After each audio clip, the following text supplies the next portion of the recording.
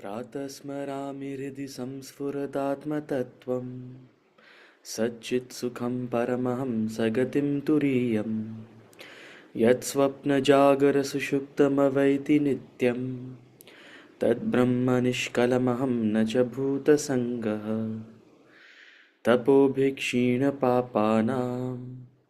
शान्तानां वीतरागिणां मुमुक्षूणामपेक्षोऽयम् आत्मबोधो विधीयते बोधोऽन्यसाधनेभ्यो हि साक्षान्मोक्षैकसाधनम् पाकस्य वह्निवज्ञानं विना मोक्षो न सिद्ध्यति।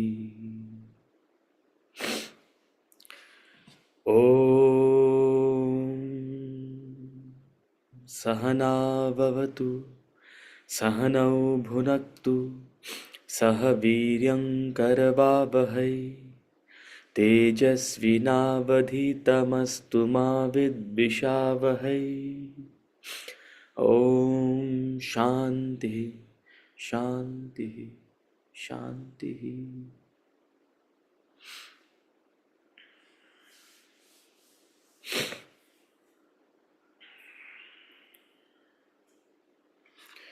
हरि ओम। Hari Om. Hari Om. Hari Om, sir. Hari Om, everyone. Hari Om. Hari Om. I think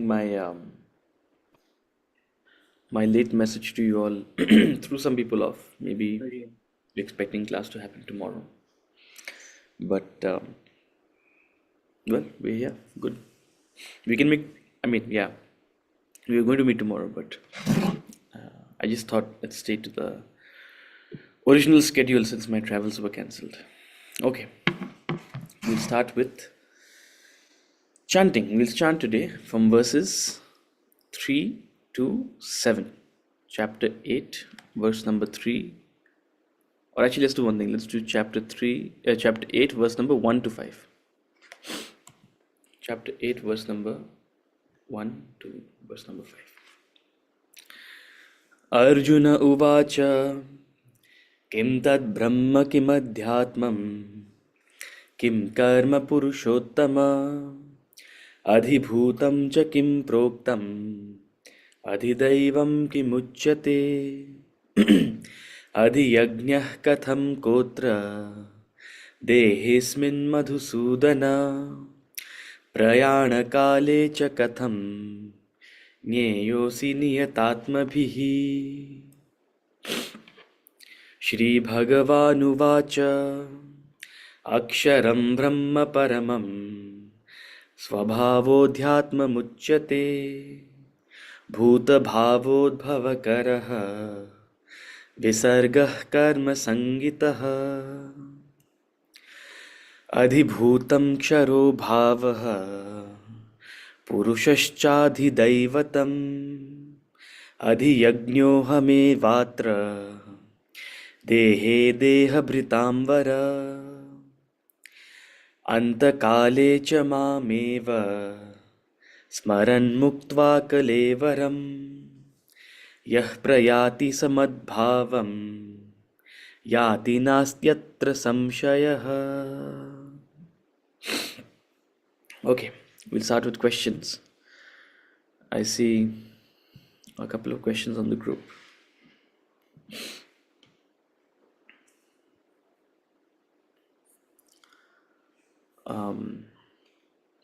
Before we jump into it, just a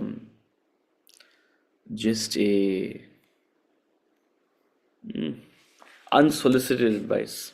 But since you're all here and you've placed me on this seat, I'm going to give you the unsolicited advice. since we are getting into the habit of asking questions, and I also like the fact that people are putting in their perspective, right? It's a healthy habit, right? But when we are trying to study anything, not only the scripture, when we're trying to study any text, the reason we're studying the Bhagavad Gita through a commentary, and let me tell you that a commentary like this was written very deliberately, means each and every word that was put into the commentary for the verse was well conceived, thought through, edited multiple times, and only what needed to be said in a way that is sufficient but also provokes thinking,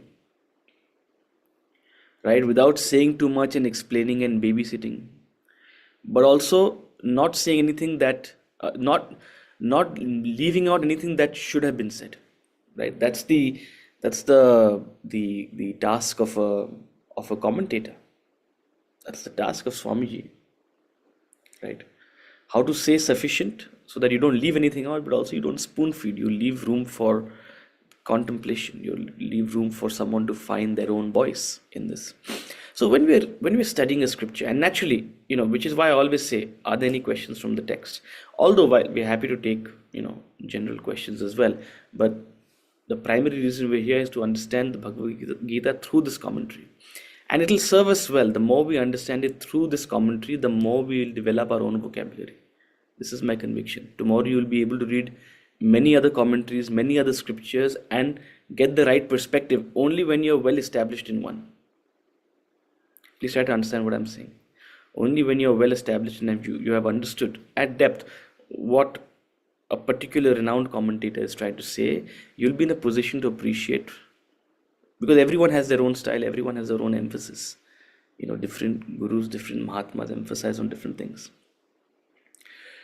So when we're doing this, and given that you have chosen to, sort of dive deep into this with us out here, the first tendency, now we are all here to listen to each other's perspectives, and we're all here to, which is why I've been promoting this idea of questioning and even people answering. But the first tendency we should have is that, let me find what is said in the text in answer to the question. The question is coming from the text. Let me assure you that the perspective will also be found in the text. If you notice, whenever any of you ask a question, first thing I do is I see which lines you're referring to, or at least which verse you're referring to, and I read a few lines of the commentary to give a general idea of what the author is trying to say, right? Because my perspective is good. I may have read 20 other books, but here we're here to study this author, this Swami's perspective, because he is a Swami, right? And these words have been chosen very deliberately. These ideas have been written very deliberately. What has been written? So naturally, when you read or when you study or when you listen to me, questions are bound to arise. Your first refuge should be, okay, let me see what the text is saying about this. Is it saying anything about this? It may say a little bit and force you to think more. Maybe that will lead to more questions. But instead of referencing 20 other texts, or instead of referencing, what you already know, what you think you already know, right? The first tendency should be, okay, let me see what the commentary itself is saying about this. Maybe the answer to the question is already there. And let me tell you, 95% of the times it's already there, right? It may need elaboration. It may need your explanation, right? When you do this, and I'm not trying to diminish, I'm not trying to sort of, I'm constantly promoting you to share your own thoughts in the form of your questions and in the form of your perspectives. But this is a way in which you make your perspective concise and razor sharp. This is when whenever someone will ask you a question, or whenever you yourself will have a question, you'll know what is relevant information, what is irrelevant information. It's a superpower. Let me tell you that. So just unsolicited advice, when you follow this, you would have learned how to read scripture. You would have learned how to read a commentary, right? And it'll make you much more well versed in your own articulation of things. Okay, that's it. Question.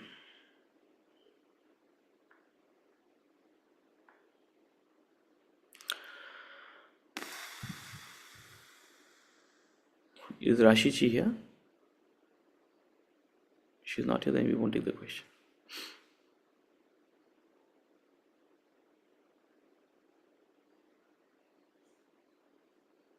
Is there any other question besides Rashiji's? There's Munmunji's question. What is Munmunji's question? Just next to that. Okay. If your last thought is about God, you will be in moksha in this lifetime. Jivan Mukti is possible. I didn't say any of this. You have read ahead. Huh? I have not said it yet. We're coming to it. If the last thought is about God, God says you will come to me. You want to call it moksha, whatever you want to call it. Right? But if so, what is the need for doing karma, jnana, satsang, another path to attain Ishvara or moksha? We'll talk about that in verse number 4 and 5. 5 particularly in this class itself. Okay, big need to do karma, jnana, bhakti, satsang, everything. Okay.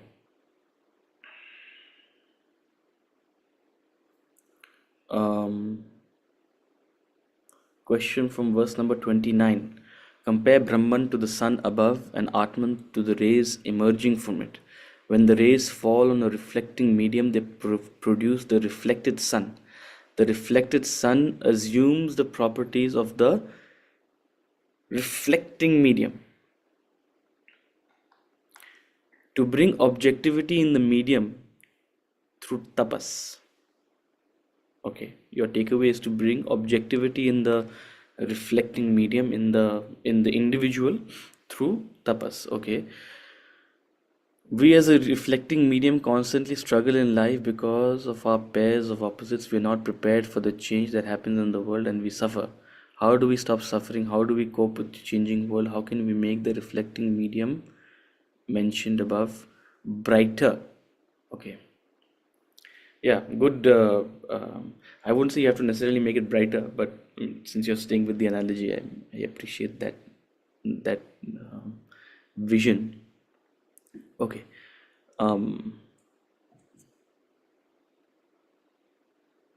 Verse number 29.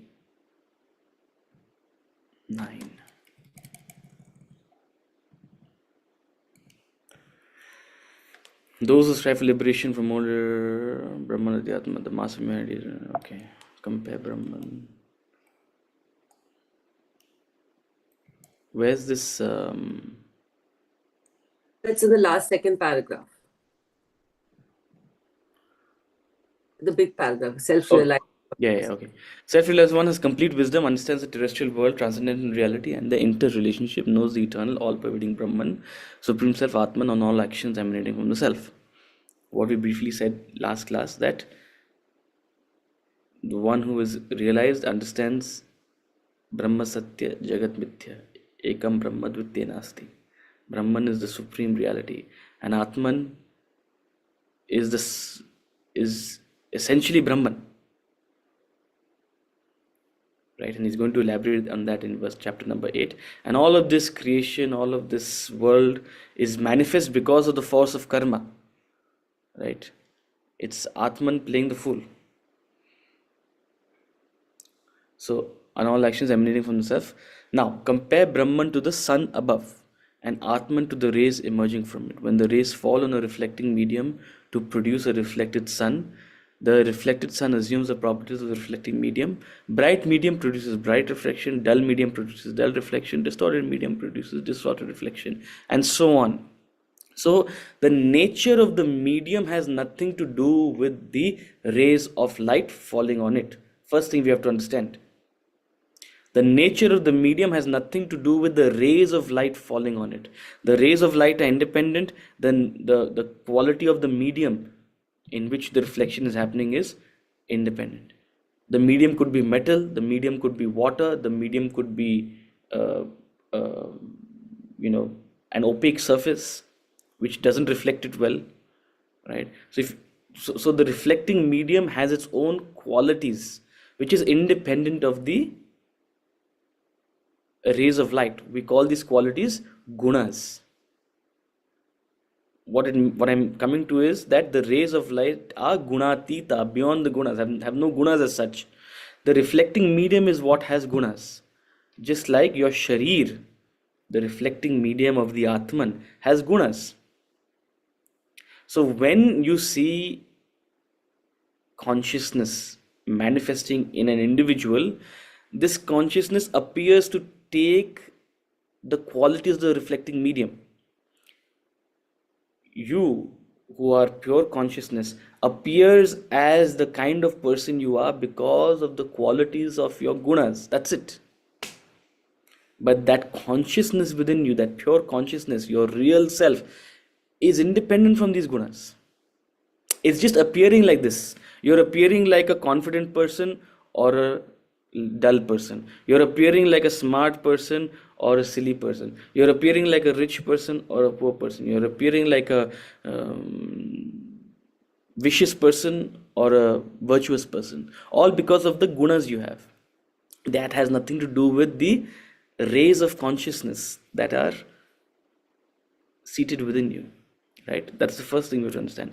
Bright medium produces bright reflection, dull medium produces dull reflection, distorted medium, distorted reflection. Similarly, Brahman appearing in Atma functions through heterogeneous variety of material equipments, produces heterogeneous variety of beings. Right? If these words scare you, heterogeneous. See, Swamiji was a science student, That's why he uses all these terms. Heterogeneous, homogeneous, apprehension, misapprehension. He uses all these terms because he's a science student. If these terms scare you, don't worry. It's not that you have, these concepts are beyond you. That's why we are here, to help you understand these things. Brahman appearing as Atman functions through a heterogeneous variety of material equipments. Heterogeneous means alag-alag. Heterogeneous simply means alag-alag. So Brahman functions through a alag-alag variety of material equipments. Why? Because everyone has alag-alag gunas and produces a heterogeneous variety of beings. Because of the alag-alag gunas, there's a alag-alag variety of people. Some people are nice, some people are not nice, some people are emotional, some people they have their hearts made of stone. These beings, based on their gunas, they manifest, execute manifold activities. But the self-realized soul understands all of it is just a play of Brahman, Atman, and the Maya of karma. It's all the Leela. It's all the Leela of karma. That's what makes a person wise. That's what makes a person a prajna. So now the question is that we are, as a reflecting medium, constantly struggle in life. Why do you struggle in life? You struggle in life because you are not wise. You struggle in life because you are caught up at the level of the gunas. You have not learned to see beyond the gunas. And the gunas are subject to the pairs of opposites. Because there are gunas, sometimes when a certain situation or circumstance prevails, it's beneficial. Sometimes when a certain situation prevails, it's detrimental. The gunas are subject to dvandva. The Atman, the rays of light, are called gunatita, dvandvatita. These are the terms used in the scripture. Gunatita means beyond gunas. Dvandvatita means beyond opposites. All of this struggle is happening because we have mistaken ourselves to be this distorted image. We have assumed ourselves as that reflected properties of the gunas. It's a lack of self-knowledge. That's the fundamental reason, right? And because of that, we prefer certain circumstances, we run away from certain circumstances, we are not prepared for the change that is inevitable in the world. When we're not prepared for change, why? Because we are attached to certain situations and averse to other situations, we suffer. We suffer even before the change happens. We suffer from the fear of the change also. How do we stop our suffering? Wake up. Gain this objectivity. This objectivity comes with knowledge. Now, objectivity is also a scale. It's not 0 or 100. You slowly develop objectivity with jnanam, with this knowledge, with these ideas which you internalize. You're able to get this panoramic view of life. We're all, through all these Vedantic concepts, are trying to create a panoramic view of life. First of all, extending your life beyond this incarnation. You are a extended being. You didn't start at birth, you won't end at death. That itself is a monumental idea. And then again, another monumental idea. You aren't what you imagine yourself to be. This ignorant being you are imagining yourself to be, going through life after life, you're not that. Wake up. So these are two different levels of ideas, I hope you appreciate that. One, reincarnation creates a certain level of objectivity. Then Brahma Vidya creates a different level of objectivity. Appreciate that these two are they're like a generation difference in ideas. But what I'm trying to tell you is that slowly through, absorbing these ideas, absorbing these values, you develop objectivity in a spectrum. That's how you stop your suffering. That's how you cope with the changing world. What's the thing? What's that beautiful line? Oh my God, how can I forget it?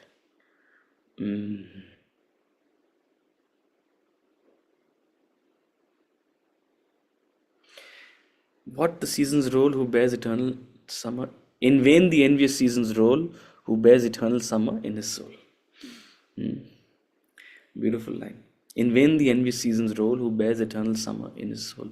When you develop objectivity, when you internalize and absorb this knowledge, you become the abode of summer. Then the seasons can change how much ever they want. Nothing will change within you. That's how you'll change. That's how you'll cope with the changing world, right? You'll express tejas. You'll become tejasvi. How do you make the reflected medium brighter? Through Brahma Vidya. You'll shine bright like a diamond, as they say. You'll shine bright like a diamond with Brahma Vidya. Why? Because there won't be a wrinkle on your face. You'll be like Krishna, grinning through every experience. Why? Because you have the eyes to see the mechanics of life behind it all. You have an understanding. You have a surrender. You have an objectivity. All these virtues, when they add up in you, that's how you stop your suffering. There is no other way. Let me tell you that. There is no other way.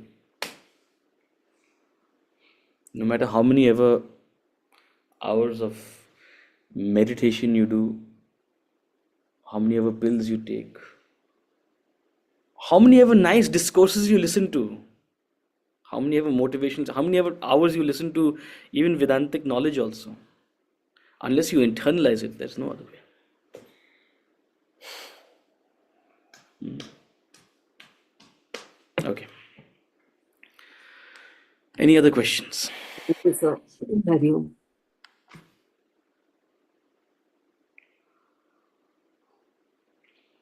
Okay. So, all these terms that Lord Krishna has mentioned in the end of chapter 7, Arjuna naturally asked those questions in chapter 8. Akshara Brahma Yoga. Akshara Brahma Yoga. And we said this chapter is named Akshara Brahma Yoga because, first of all, the main discussion is around Brahman, God. What is God? And Akshara is the most fundamental adjective used to describe Brahman. And that's the first thing the Lord will say to Arjuna's question. That's why the chapter is titled Akshara Brahma Yoga, because that's the theme, that's the essence of this chapter. What is Brahman? Brahman is that imperishable, distinct from the body which is perishable, distinct from this individuality which is perishable, distinct from the material world which is perishable, beyond the body, beyond the mind, beyond the intellect, beyond the world of things and beings, the underlying Adhar, the underlying reality is Akshara. So he'll give that answer, and that's why this chapter is called Akshara Brahma Yoga. So Arjuna asks, Kim tad Brahma, Kim Adhyatmam, Kim Karma Purushottama, Adhibhutam cha Kim Proktam, Adhidaivam Kim Uchyate, Adhiyagnyam Katham Kotra, Dehismin Madhusudana, Prayana Kale cha Katham, Neyosi Niyatatma Bhihi. He asks 7 questions, all relating to the things that Lord Krishna mentioned in the last 3 verses. He says, what is Brahman? What is Adhyatma? What is Karma? O Purushottama. Explain to me all these things. You are Purushottama. You know everything. Please tell me. What is Adhibhuta? What is Adhidaiva? Who and how is Adhiyagnya here in this body? O Madhusudana. Now look, these are terms you and I are not familiar with, but one can assume at that point they may have been terms that Arjuna is vaguely familiar, right? But doesn't really know the deeper meaning of. And that's what he's clarifying. Right, and here today I prepared a slide so that I can explain it to you so that we also don't get confused. So many ideas, so many theories, so many concepts. It's all important that we bring it back to a single understanding. And so I'll use a previous idea we have presented of para prakriti, apara prakriti, or previous idea of spirit and matter to explain all these terms. Okay, so who is Adhiyagnya here in this body? And the last thing you said about at the time of death, right, Munmunji? Just like you, Arjuna is also asking, how are you to be known at the time of death? By the self-controlled. So, Shri Bhagavan Uvacha, he answers in verse number 3 onwards. Shri Bhagavan Uvacha, Aksharam Brahma Paramam, Svabhavodhyatma Muchyate, Bhuta Bhavodbhava Karaha, Visargah Kamyas Karma Sangitaha. Shri Bhagavan Uvacha, Aksharam Brahma Paramam, Svabhavodhyatma Muchyate, Bhuta Bhavodbhava Karaha, Visargah Karma Sangitaha. The Blessed Lord said, Shri Bhagavan Uvacha, Akshara Brahma Paramam, Aksharam Brahma Paramam. Now you know why this chapter is called Akshara Brahma Yoga. The first words of the Lord. In answer to what is Brahman, he says, Aksharam Brahma Paramam. If you can't remember this verse, remember these lines. Aksharam Brahma Paramam. Simple answer, very difficult to digest. Aksharam Paramam. How do you describe the indescribable? How do you describe God? What is God? God is supreme and God is imperishable. God is the reality, that which does not change, that which does not start or end. To be imperishable means to be unchanging. Because change means death of one thing, birth of another thing. Imperishable means to be eternal. Imperishable means something that is not subject to any kind of modification, that which is beyond.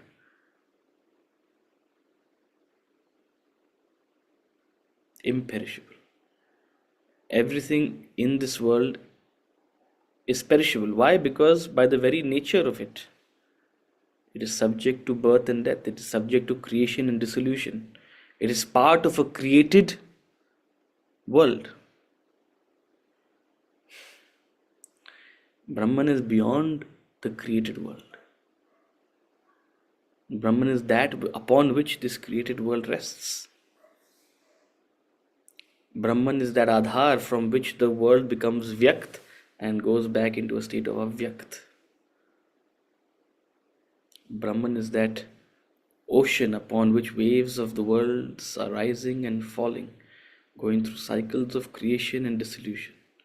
A beautiful mystical idea, all packed into this one word. And so many beautiful analogies that our scriptures give us. They are points for contemplation. See, one thing is you can read this term, imperishable, done. Now I know what is Brahman. It is imperishable. No. It's inviting you to contemplate upon it.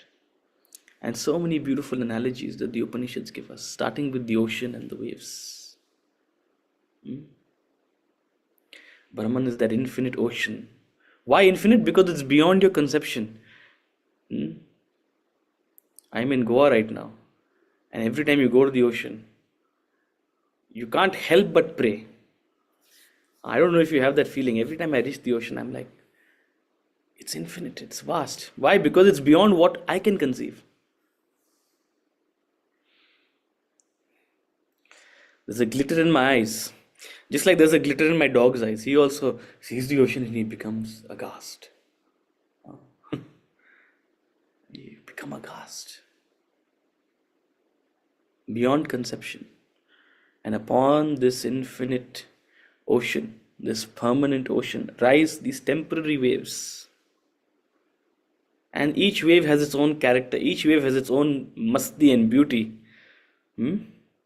Each created world has its own character. Each individual being within the created world has their own character. But it's perishable. It rises and it falls. It's a momentary dance in the infinite expanse. Vyakt and Avyakt. That's why you are called Vyakti. You're called a Vyakti because you are Vyakt. Tomorrow, when we have to say bye-bye to you, we will all cry. But deep in our hearts, we will know you are simply becoming Avyakt.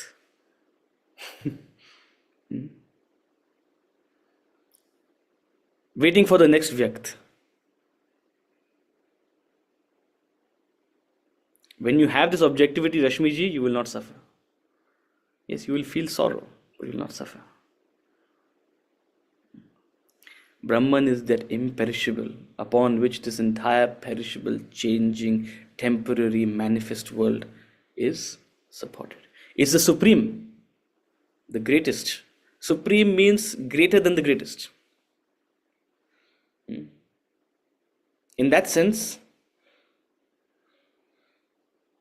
we always say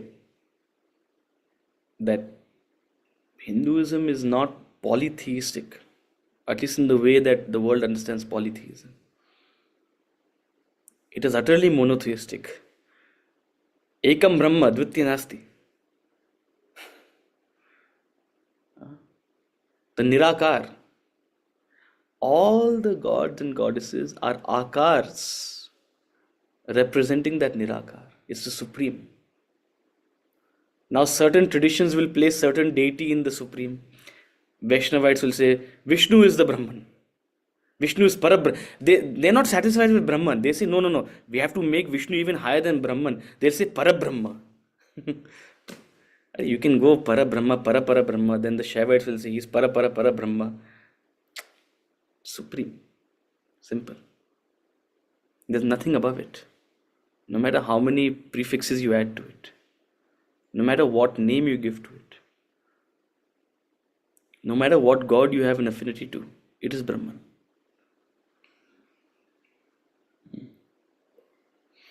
So Brahman is that imperishable, the supreme. He just says this and he leaves it. It's for you to contemplate upon. I can blabber about it for as long as I want. Now it's for you to sit with. And the more we develop a perspective on Vedantic knowledge, the more we'll be able to delve deeper into what he's saying. So in that sense, this phrase is Upanishadic. This is how the Upanishads present something. They don't explain. They just give one or two words. Brahman is Akshara and Parama. Now what you want to make of it, what head and tail you want to add to it, how you want to understand it, it's left for you to contemplate upon. Akshara Brahma Parama. His own being is called Adhyatma. What is Adhyatma? What a beautiful way to explain it. His own being, Swabhava,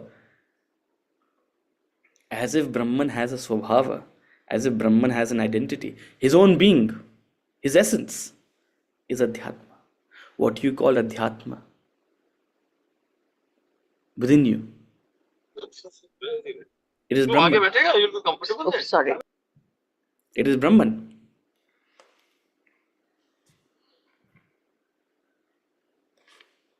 His own being is called Adhyatma. I am Atma Brahma. The beautiful aphorism from the Upanishads. This Atman, seated in the core of my being, beyond the body, beyond the mind, beyond the intellect, this Atman is Brahman. So his own being is called Adhyatma. Now, what we have in front of us is a world. We have in front of us a world wherein there are objects, what is experienced by individuals who are the experiencers. That's what the world is. But how does this world come about? He's saying, what is karma? The whole cumulative understanding of karma. Karma cumulatively is simply that creative force.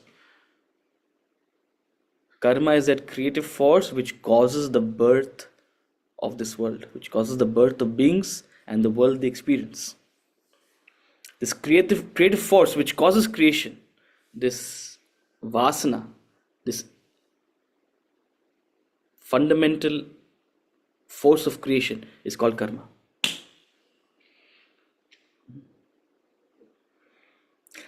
This is the most simplest and most direct way in which he has explained this deepest of ideas. This entire perishable world has come about because of karma. Karma is the fundamental force which causes the world to exist and which makes the world function. Which causes this continuous creation.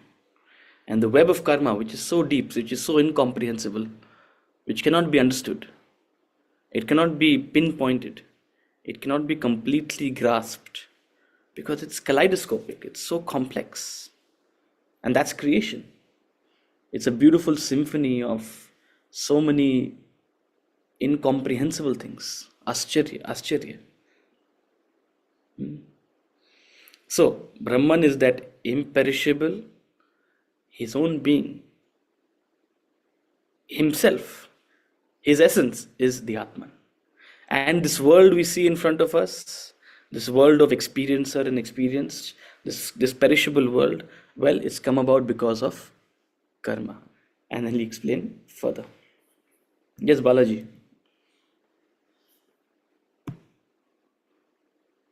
Yeah. The question is that you said that the whole world is the creation of the karma.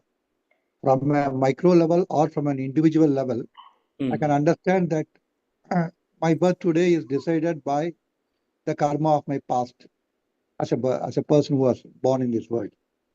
But then, if I go to the source, when the world is created, what is the karma of the God? Or whose karma the world is created? Because a karma presupposes a karta and a motivation, right? Yeah.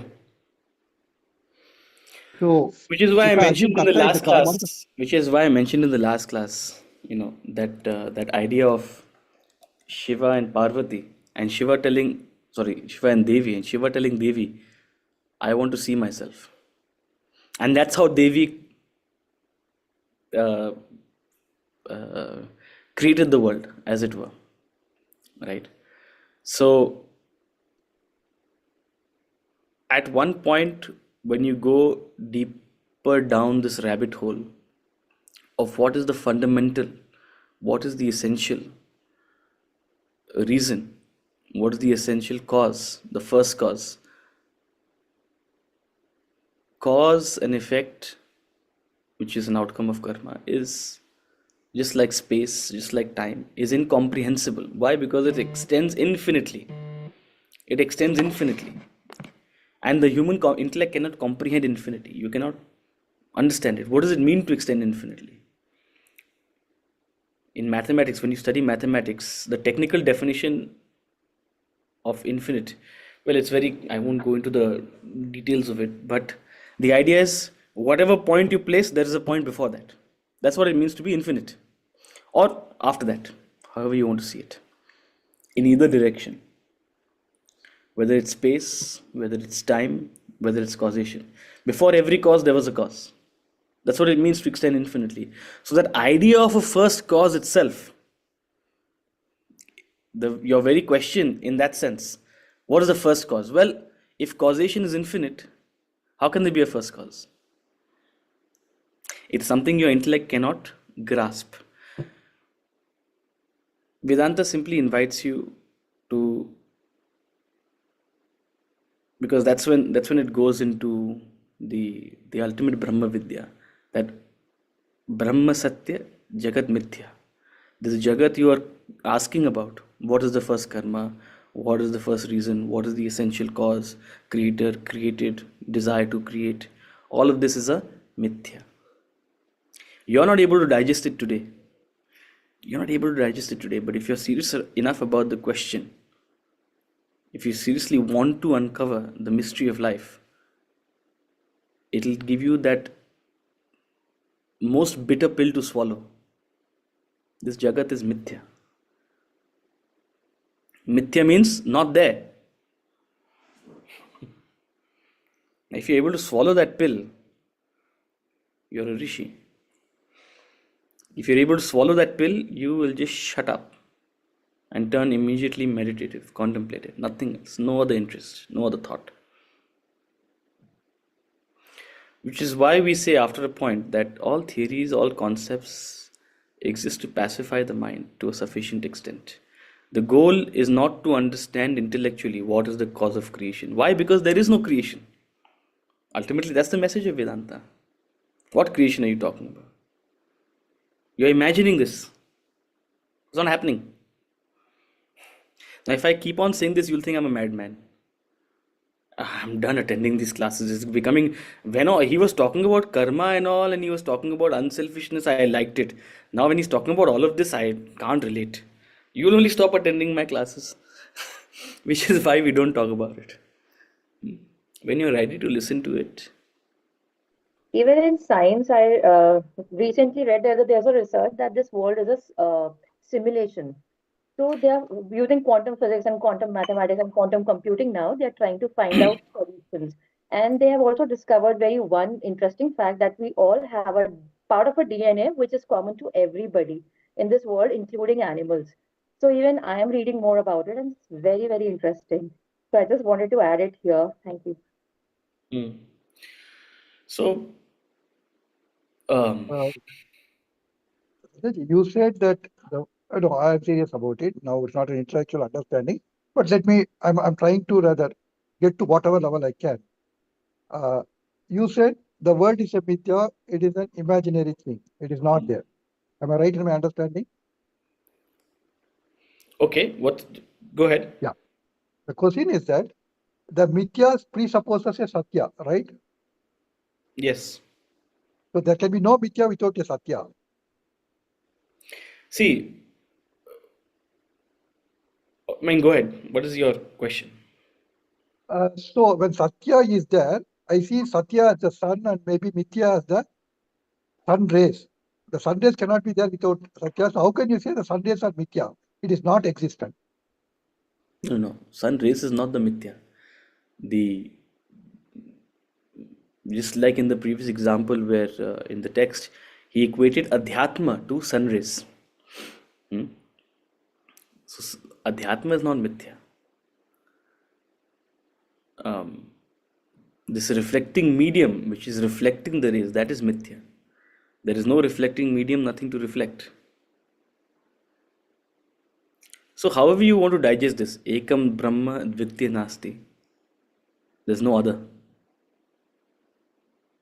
Brahma Satya Jagat Mithya. However you want to digest this. Because these concepts break down. That's what I'm trying to get at, Balaji. That these concepts break down if tug on to one particular sort of incomprehensible aspect. It's your intellect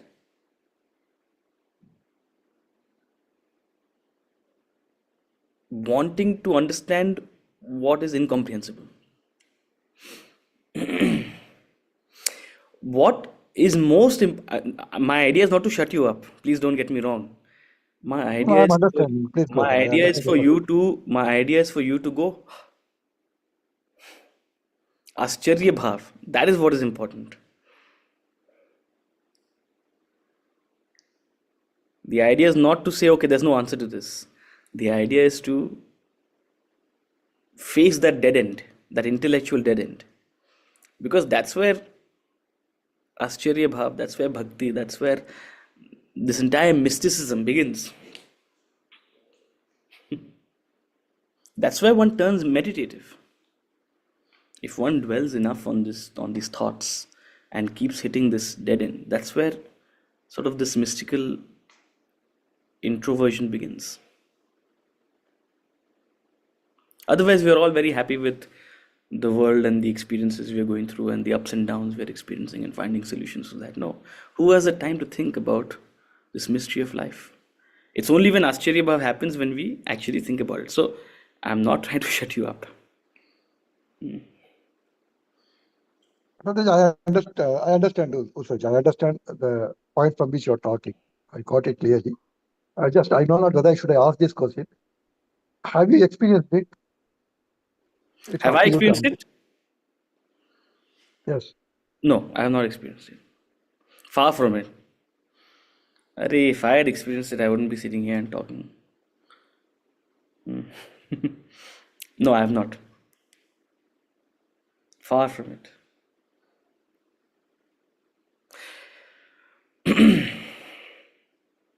But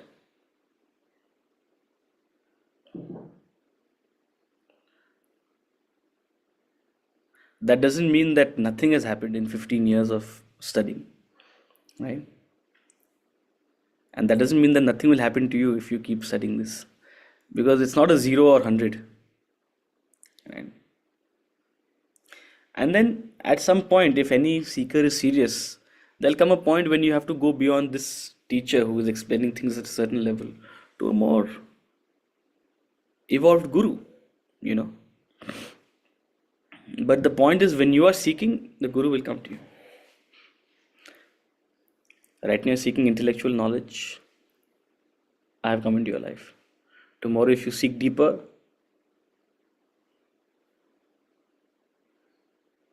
you'll find the right people to guide you. Can I also say one more thing? Hmm. These days, I'm working on quantum computing, and recently I learned a program. I understood the program on quantum cryptography, but I could understand it well just because my cryptography concepts were very clear. My Hmm. fundamentals were strong, so I could understand. And quantum is very interesting. One bit can exist in multiple bits at the same time, and Correct. what will be the next state? Nobody knows. So it's like same. I am able to relate it to our this spirituality also. So everything is same. We don't know what will be the next state of ours, and it's a very complicated thing and very interesting. If you keep on reading about it, you will be surprised. Only Acharya Bhav is left. Absolutely.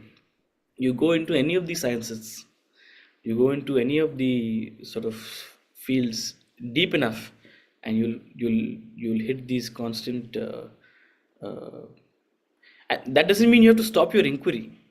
It means that it'll create a deep humility in you. Yes, All the you more don't I know, the more I want to know, and there's a lot of else to know, things to know. Absolutely.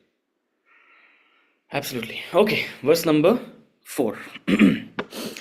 अधिभूतं क्षरो भावः पुरुषश्चाधिदैवतम् अधियज्ञोऽहमेवात्र देहे देहभृतां वर अधिभूतं क्षरो भावः पुरुषश्चाधिदैवतम् अधियज्ञोऽहमेवात्र देहे देहभृतां वर.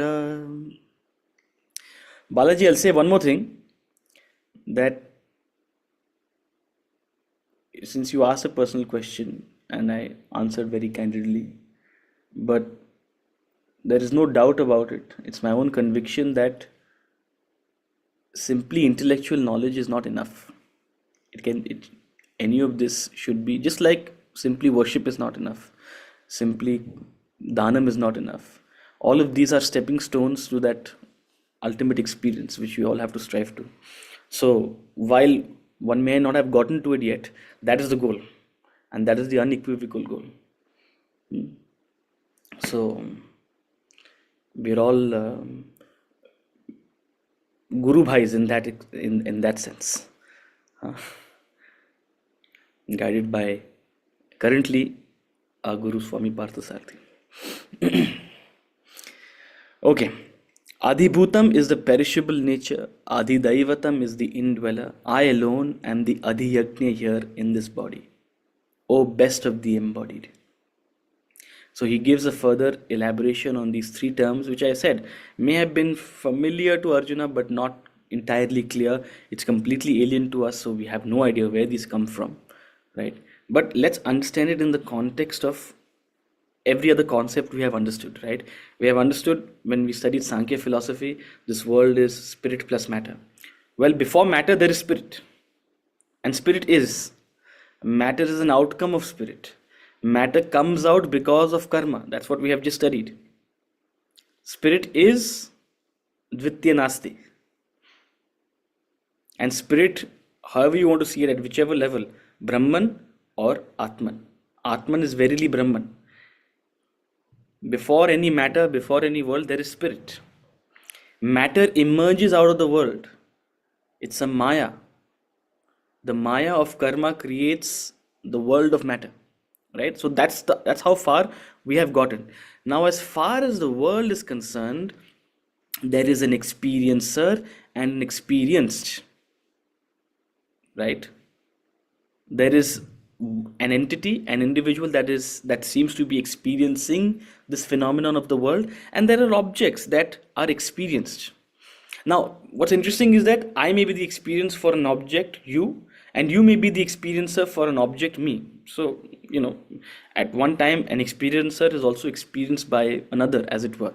Nonetheless, this world is an admixture, and it's a combination of experiencers and experience. So I'm going to bring this 1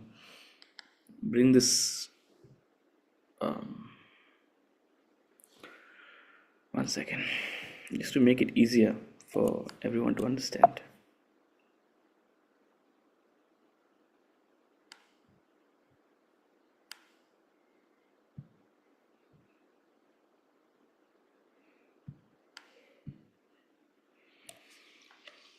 Otherwise, there'll be too many questions about Adi Yagnya, Adi Daiva, Adi Bhuta. Right? So far we've seen there is spirit. Spirit is Brahman. Akshara Brahma Paramam. And the Swabhava of Brahman, the essence of Brahman is Atman, Adhyatma. Right?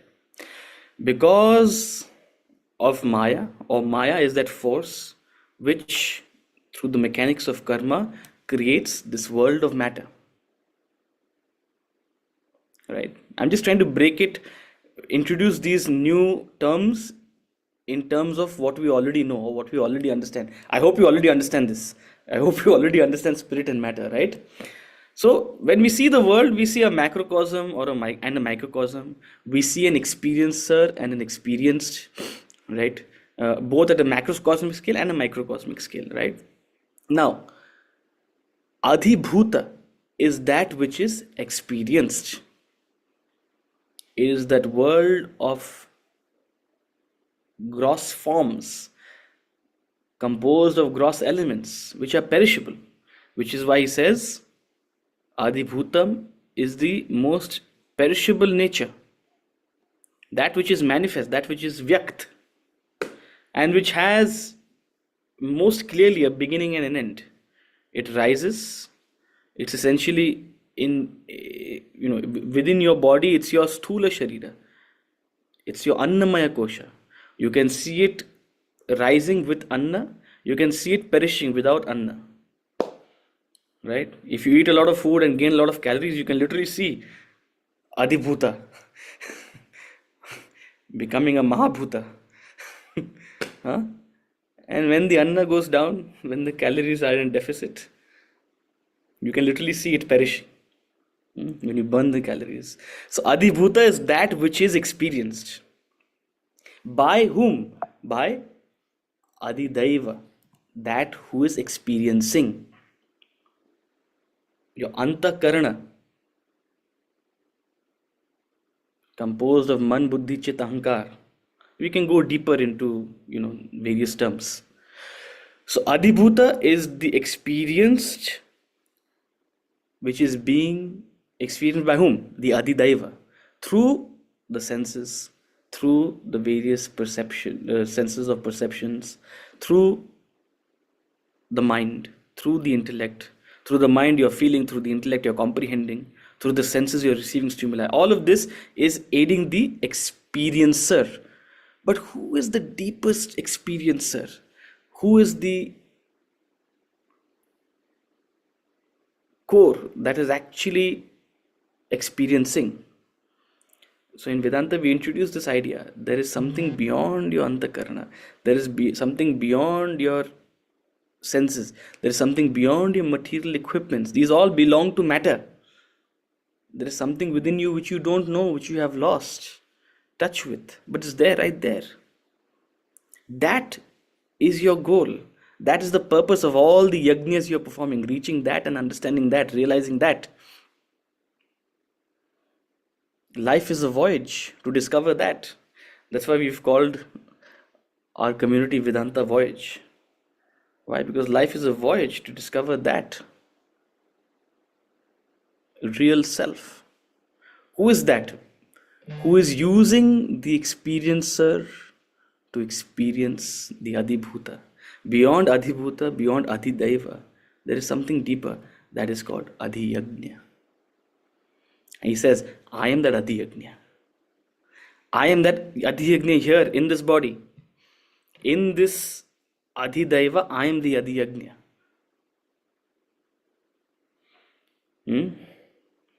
Look, I've tried to capture it using terms we already understand. So I hope things will become clearer now. You can take a screenshot. I can share this sheet. Previously, in the last chapter, we have given terms to this. We've called spirit para prakriti. We've called matter apara prakriti. You thought you learned something new, but actually you're not learning anything new. Same thing, repackaged.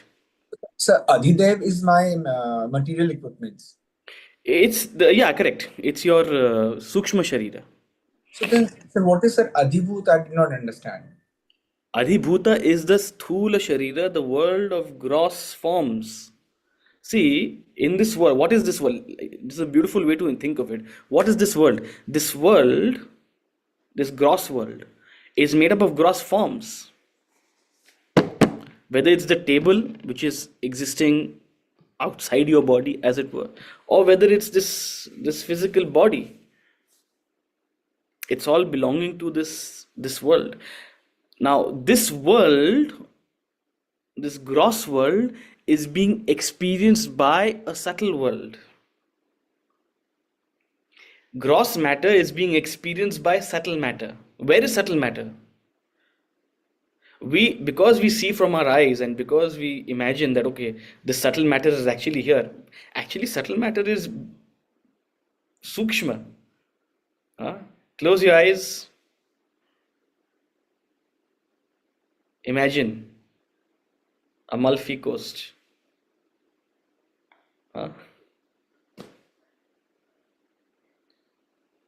Okay. Close your eyes. We won't go that far. Imagine you're right here next to me in Goa. Subtle matter has brought you to Goa. So subtle, the Adhidaiva, experiences this Sthula Sharira and this Sthula objects. Right? So Adhibhuta is this entire world of gross objects, of things and beings. Does that make sense? Yes, sir. Yeah. Sir ये नाम तो आत्मन जो है उसको एक और नाम दे दिए अधिवैतम Adhiyagnyam. या अधियज्ञ आत्मा ही है ये तो एक नया नाम हो गया अधियज्ञ तो क्यों भगवान इतना कॉम्प्लिकेट कर रहे हैं भगवान ने कॉम्प्लिकेट करके देखिए आप समझिए इस बात को our tradition is one of integration and everyone comes up with their own ideas and own concepts And the biggest work the rishis have to do is compile them together and, make them sort of sync with one another. The reason you have thousands and thousands of gods and goddesses also is because everyone had their own god. How to bring that god into our god? You also have to adopt their vocabulary. You also have to adopt their stories. You also have to adopt their tradition. Right? So integration requires all of this. It's very easy to give one name. If you only give one name, one god, one idea, one concept, one story, it'll create a maximum separation. Those who believe in it, those who don't believe in it. So the reason is because this is a long tradition, thousands and thousands of years, thousands and thousands of thinkers with different vocabularies from different parts, right? Also trying to explain things in a different way. Now it's the greatness of sort of modern sages who have continued this tradition but simplified it for you and me without necessarily violating that this diversity.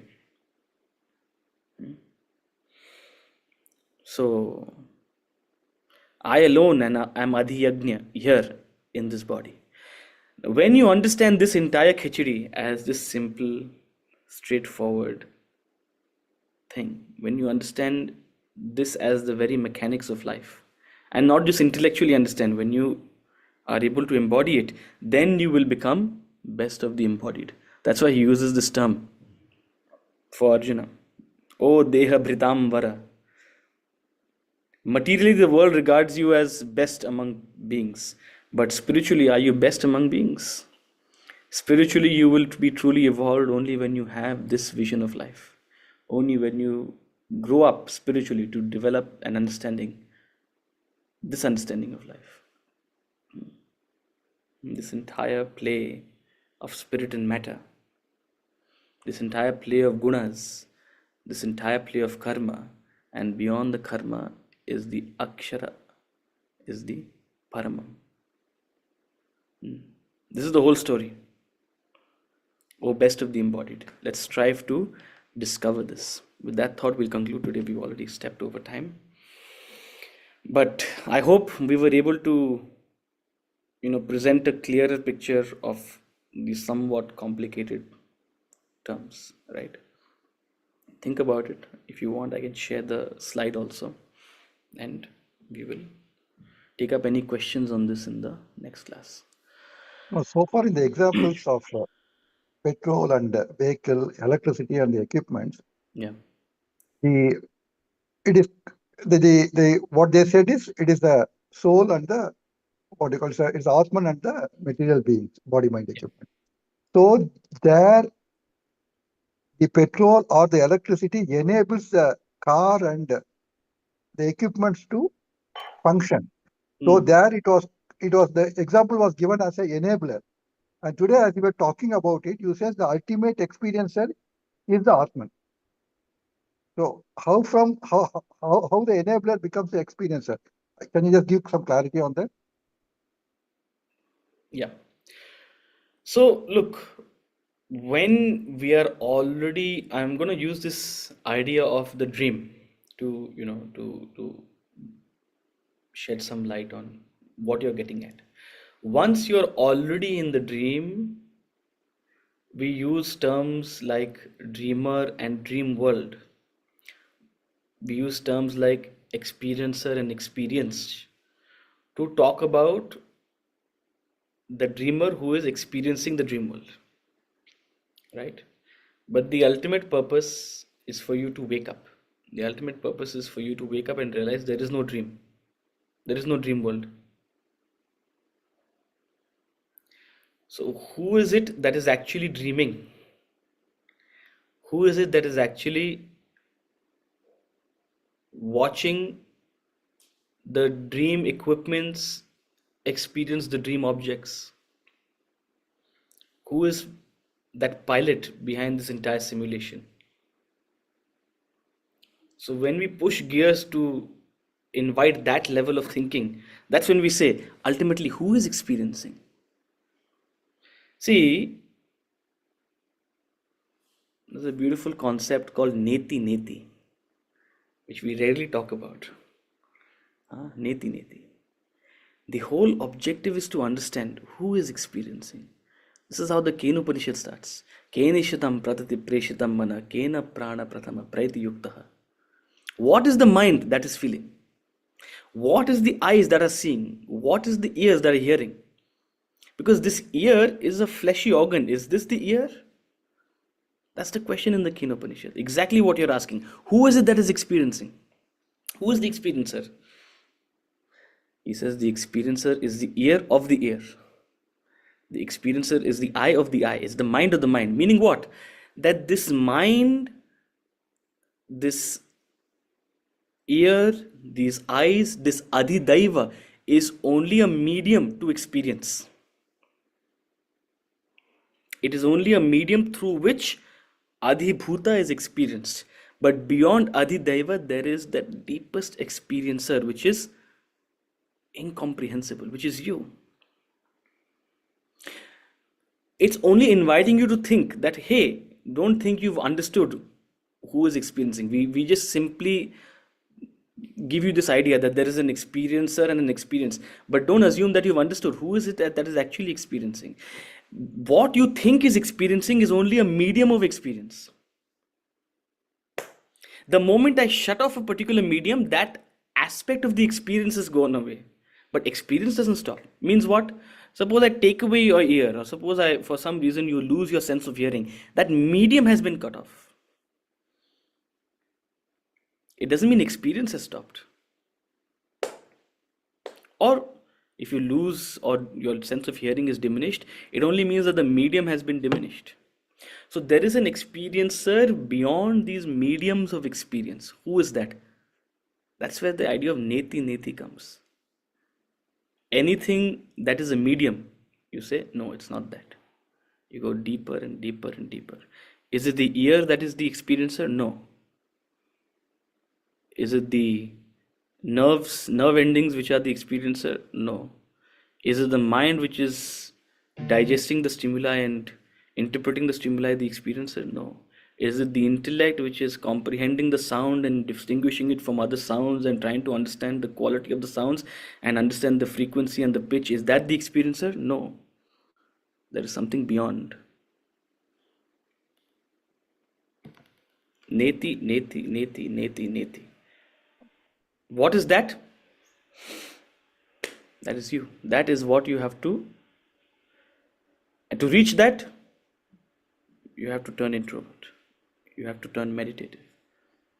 You have to dismiss all thoughts and stay in that space of vacancy, of thoughtlessness. That's where your real being will reveal itself. That's the prescription given by Vedanta. That's the prescription given by. If you want to get to the experiencer, you have to go with it. So our job is to invite you to think who is experiencing. Our job is to invite you to think beyond the mediums of experience, beyond the adhidaiva, there is an adhiyagnya. Now, who is that? If you truly want to discover it, go within. Does that make sense, Balaji? Yeah, my understanding is that as long as you are there in that world of experience, then the experiencer is different. And when you cross the realm of that particular thing, then the experience becomes the ultimate. Taking waking and when you're unconscious, you just presuppose that this mind is experiencing, these senses are experiencing, and you go along with, a certain understanding of the world. But when you go deeper and deeper to discover who is the actual experiencer, the way of you looking at the world itself changes. Anyway, I don't want to turn too mystical. At this point, it is sufficient for you to contemplate upon the fact that who is experiencing? Who is the experiencer? We just simply said Adhidaiva is experiencer. But is that actually the experiencer? Or is that simply the medium of experience? Adhidaiva is simply facilitating the experience. Think about it. That's sufficient for this stage. Yeah? thank you, Usaji. Yeah. Okay, with that thought, thank you so much and hope you enjoyed Hari this. Om ji. Thank you. Hari Om, Hari Om. Hari Om, everyone. Thank you.